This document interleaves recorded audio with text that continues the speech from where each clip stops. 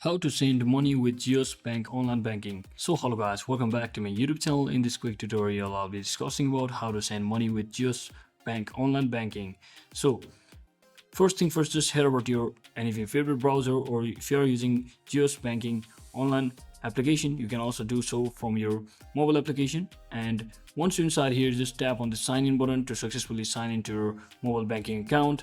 And once you successfully sign into your account, you just have to click on the transfer tab and click on wire transfer under transfer tools. And as Geos Bank supports wire transfer, the complete a wire transfer page will appear, and you just have to follow the on-screen instructions to complete the wire transfers.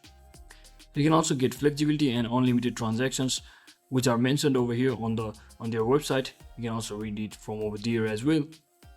And if you already have a wire agreement in a place, you still need to complete and submit a new wire application for digital banking in one of these three ways mentioned over here at the website.